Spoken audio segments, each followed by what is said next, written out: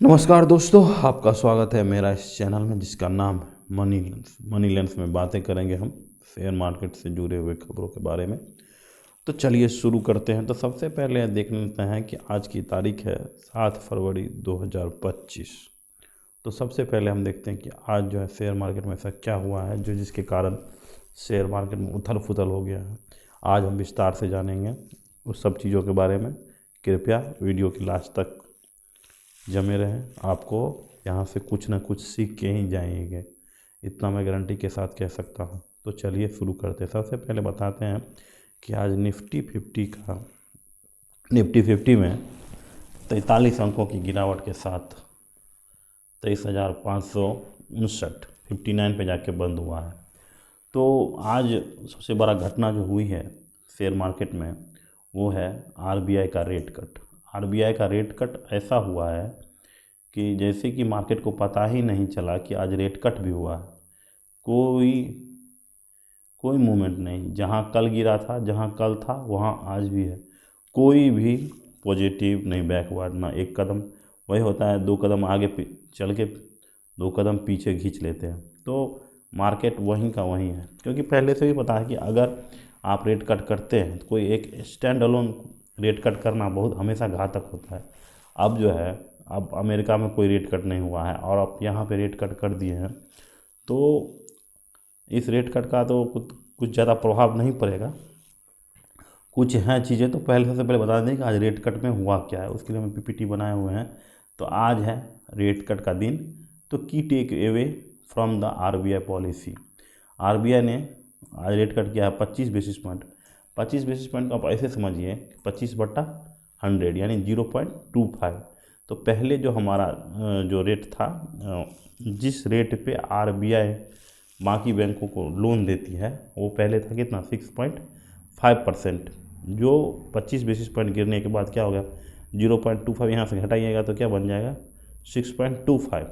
तो अभी जो है आरबीआई इस रेट पर 6.25 पर बैंकिंग कंपनियों को लोन देगी। तो इससे क्या हो जाएगा कि बैंकों को लोन सस्ता मिलेगा और वो अपने और ज़्यादा से ज़्यादा ऊंचे से ऊंचे दामों में उसको बेचने की कोशिश करेगा। तो लोगों के लिए क्या हो जाएगा, जैसे कि मान ले अभी जो है, मान लेते हैं कि 12% दे रहा था, तो 12% पे अगर लोन मिल रहा था, तो अब क्या हो जाएगा कि उसको भी 0.25 से कम करना, यानी 11.25 पे ही आपको लोन मिल जाएगा। तो आम आदमी को भी 11.75 पे भी आप 7 पे मिल जाएगा, क्योंकि 25 बेसिस पॉइंट पर काटेगा तो बैंकिंग भी काटेगा, तो आम आदमी को लोन सस्ते रेट में मिलेगा, जिससे कि कंजम्पशन बढ़ेगा। ये सोच के आरबीआई ने ये रेट कट किया है। तो देखिए इन्फ्लेशन जो है हमारा लगातार कम होते जा रहा था। तो इसके कारण क्या हो रहा है कि इसी के कारण जो रेट कट प्रपोज था, वहाँ अमेरिका में भी अगर इन्फ्लेशन 2% पे आता है तो वहाँ पे रेट कट होने लगता है। तो यहाँ पे देखिए दिसंबर में जो सीपीआई इंडेक्स जो था वो 5.22% पे चला गया था, जो कि नवंबर में इन्फ्लेशन रेट था कितना 5.48। देखिए यहाँ भी इन्फ्लेशन रेट कम हो रहा था। तो आरबीआई पिछले 5 सालों में कभी भी रेट कट नहीं किया था। तो ये आरबीआई का पहला स्टेप था जब से नए गवर्नर साहब आए हैं, संजय मल्होत्रा। ये इनका पहले ही बार में इन्होंने रेट कट कर दिया है 5.4।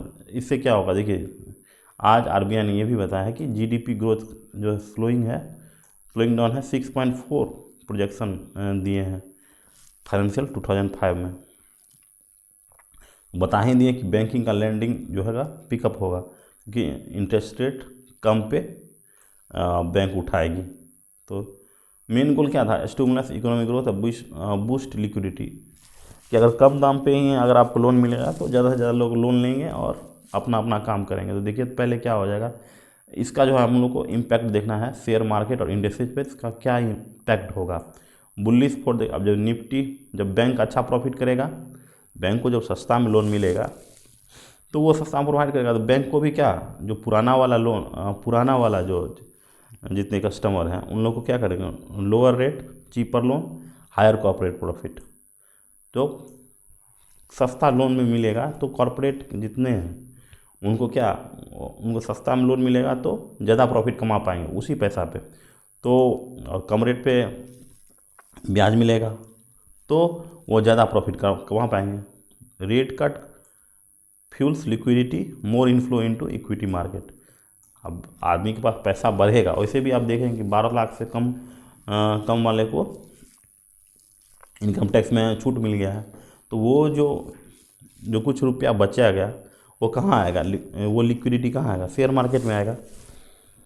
तो और सस्ता लोन भी मिल जाएगा तो ये लिक्विडिटी बूस्ट करेगा कहाँ, शेयर मार्केट में। Banking stocks get boost due to credit demand.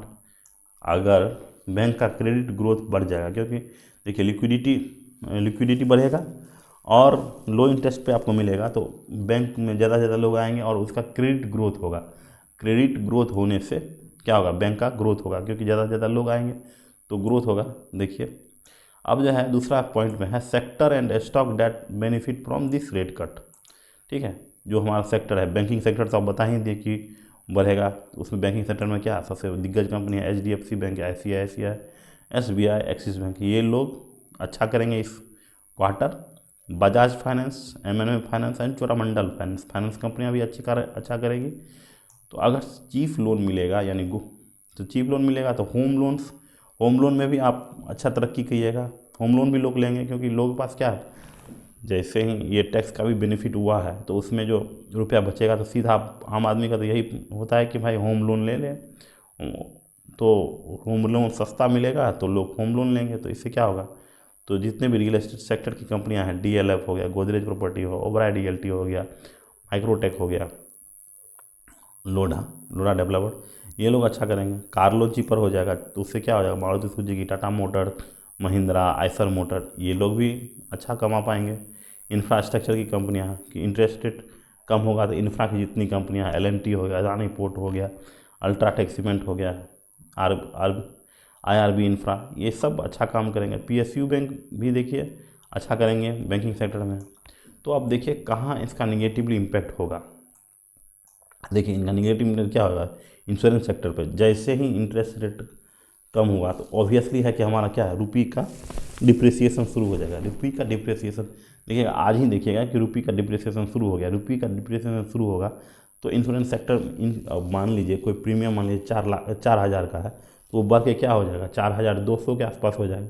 तो अभी इंश्योरेंस बढ़ जाएगा, इंश्योरेंस का प्रीमियम बढ़ जाएगा तो लोग जो है वो कम आएंगे इंश्योरेंस सेक्टर की तरफ। तो हो सकता है कि HDFC लाइफ, ICI प्रूडेंशियल और SBI लाइफ में इसका निगेटिवली इम्पैक्ट हो। IT सेक्टर, IT स्टॉक, क्योंकि हमारा जितना भी IT कंपनियां हैं, इन्फोसिस हो गया, TCS हो गया, विप्रो हो गया, SCL टेक हो गया, ये सब क्या करते हैं, ये आउटसोर्सिंग कंपनियां हैं जो बाहर की विदेशी कंपनियां जैसे NVIDIA हो गया, एप्पल हो गया, गूगल हो गया, माइक्रोसॉफ्ट हो गया, तो इस सब के लिए आउटसोर्सिंग की कंपनियां हैं। तो ये लोग जैसे ही रुपी डिप्रिसिएट किया तो एक्सपोर्ट जो है वो इफ़ेक्ट कर देगा, लेकिन वो ज़्यादा इफ़ेक्ट नहीं करता है क्योंकि ये सब जो स्टॉक्स, ये सब जो कंपनियां हैं तो पहले से ही अपने एक दूसरे के साथ टाई अप किए रहते हैं और इन लोगों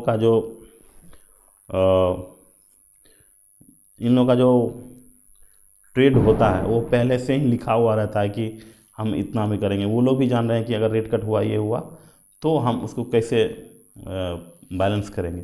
तो ये सब पहले से ही होता है, कुछ ज़्यादा फर्क नहीं पड़ता है, थोड़ा बहुत का फर्क पड़ता है। अगर भविष्य में आने वाली जितने भी संभावनाएं हैं इन्फोसिस के लिए या फिर TCS के लिए, उस पर हो सकता है कि उस पर इसका असर पड़े, लेकिन पुराने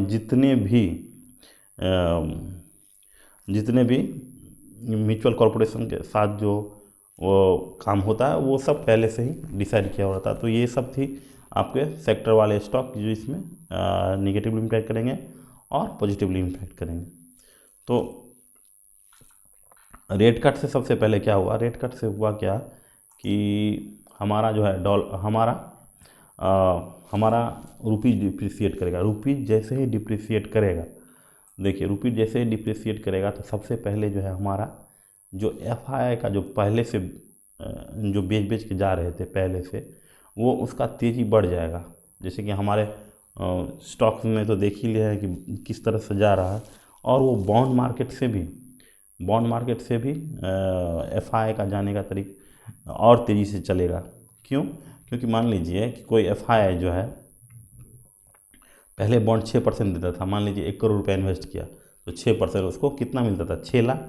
यानी 1 करोड़ 6 लाख रुपया उसको बॉन्ड में 6 लाख रुपया मान लीजिए उसको मिल रहा था उस समय 80 रुपये से 6 लाख मिल रहा था। अब जो है अब रुपीज़ का दाम बढ़ के हो गया 85। तो 85 हुआ तो अब 6 लाख का वैल्यू क्या हो जाएगा? उसी हिसाब से कम हो जाएगा। क्योंकि देखिए पहले था 6 लाख बटा 80, अब उसका वैल्यू हो जाएगा 6 लाख बटा 85। तो ऑब्वियस है कि नेट हमारा डॉलर क्या हो जाएगा? ऑब्वियस है नेट डॉलर हमारा कम हो जाएगा। तो अगर उसको हानि ही होगा तो वो पहले से क्या करेगा? यहाँ से निकल लेगा। तो एफआई का जो गति होगा यहाँ से निकलने का वो और तेज़ी से बढ़ेगा। तो हम ये फिर से हर बार बोले हैं कि कोई आप जो रेट कट करते हैं यूएसए के साथ मिलके ही करना चाहिए। कि अगर यूएसए रेट कट कर रहा है तभी आप करें। अपना एक स्टैंड अलोन में आप जो करते हैं वो काफ़ी घातक साबित होगा। तो ये तो थी आज का रेट कट का। और एक और स्टॉक, हाँ एक और ये बता दें कि आज स्टील सेक्टर की जितनी कंपनियां हैं वो आज देखिए एक तरफ से भागना शुरू हो गया। देखिए निफ्टी 50 में भी देखिए टाटा स्टील हो गया, जेएसडब्ल्यू स्टील, बजाज ऑटो, ये सब तो बतेबे कि आज ये सब तो भागे गया है। ऑटो सेक्टर ये सब सस्ता लोन होने के कारण टाटा स्टील क्यों बढ़ा? टाटा स्टील बढ़ने का सबसे बड़ा कारण है कि रेट कट से क्या होगा? डिमांड बढ़ेगा ना इंफ्रास्ट्रक्चर में क्या लगता है? स्टील लगता है। तो स्टील का डिमांड, और ये भी काफ़ी जैसे लोगों के पास पैसा आएगा तो ज़्यादा से ज़्यादा लोग घर बनाएंगे। घर बनाने के लिए क्या करेंगे? डिमांड पिकअप होगा 2025 में, ऐसा बोला गया है। और रियल एस्टेट भी बढ़ेगा। तो ये स्टील सेक्टर के लिए काफ़ी अच्छा ये रेट कट रहा। और यहाँ से स्टील देखिए SAL स्टील, ये भी देखिए 13% बढ़ा। तो जितनी भी स्टील की कंपनियाँ थी वो इस रेट कट से फ़ायदा उठा के वो बढ़ेगी। तो आपको मैं बता दिया कि क्या सब इम्पैक्ट हुआ और कौन कौन से सेक्टर इस रेट कट से अच्छा करने वाले हैं और कौन कौन से सेक्टर इस रेट कट से ख़राब करने वाले हैं। तो चलिए एक कंपनी देख लिया जाए। सबसे पहले आज जो देख लेते हैं कि कौन कंपनी का रिजल्ट आया है, तो एक बार उसको भी देख लिया जाए। और एक और खबर आई कि जोमेटो जो है अपना नाम चेंज करके अब वो कर लिया है इटर्नल। कहीं पे होगा जोमेटो जो है इटर्नल कर लिया है। जिस तरह से आप देखते होंगे कि जैसे कि मेटा है, मेटा किसका है? फेसबुक का है। तो फेसबुक में क्या? तो फेसबुक का एक कंपनियाँ है। फेसबुक कंपनी पहले था, फेसबुक फिर एक बार क्या व्हाट्सअप भी एक कंपनी, व्हाट्सअप भी उसी का है। व्हाट्सअप फिर क्या करें? इंस्टाग्राम। तो ये तीनों अलग अलग कंपनियाँ हैं, तीनों अलग अलग ऐप है। इस तीनों को अगर मान लीजिए कि तीनों का नाम अगर फेसबुक रहता, फेसबुक कंपनी रहता, तो उसमें फेसबुक में व्हाट्सअप है, ये कभी मैच नहीं करता है। तो इसी को क्लियर करने के लिए उसका नाम रख दिया है मेटा। उसी तरह जैसे अल्फ़ाबेट है उसमें है, गूगल की और सभी सब सर्विस हैं, सबको जोड़ के क्या एक मेटा बनता है। उसी तरह ये भी अब जोमेटो, जैसे जोमेटो में ब्लिंकिट है और भी डिफरेंट चीज़ें हैं। तो अब ये भी कहते हैं जोमेटो जब एक ऐप है, ब्लिंकिट एक अलग ऐप है, तो दोनों का अलग अलग मार्केट है। तो उसको पूरी कंपनी को बनाने के लिए एक क्या कर दिया है, इटर्नल करके एक कंपनी बना दिया है। जिसे अब देखिए इसे दीपेंद्र गोयल नाम ही चेंज होता है। नाम चेंज होने से क्या कंपनी का भविष्य भी चेंज हो पाता है कि नहीं? पहले ही कंपनियां लॉस मेकिंग है। तो ये सब तो थी, यही सब है बात। आज देख लेते थे कि किसका रिजल्ट आया है। रिजल्ट देखते हैं।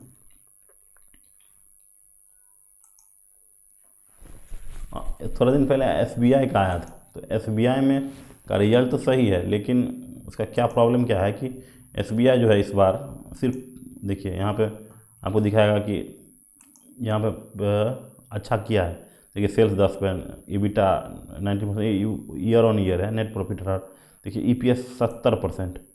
तो इस बार इन्होंने क्या किया है कि प्रोविजनिंग को जो है कम कर दिया गया। प्रोविजनिंग क्या होता है कि जैसे कि मान लीजिए आप 100 करोड़ रुपया आप अगर कोई बैंक से लिया है, स्टेट बैंक से, तो क्या करता है कि 100 करोड़ का कुछ रुपया यानी 48 करोड़ मान लीजिए, 48 करोड़ रुपया क्या कर देता है बैंक जो है अलग से रख देता है कि उसके कोलेट्रल के विरुद्ध में, कि अगर वो मान लेता है कि लोन देते ही मान लेता है कि भाई हमारा 100 करोड़ वापस नहीं आएगा, लेकिन उसके विरुद्ध में क्या करता है 48 करोड़ रख लेता है।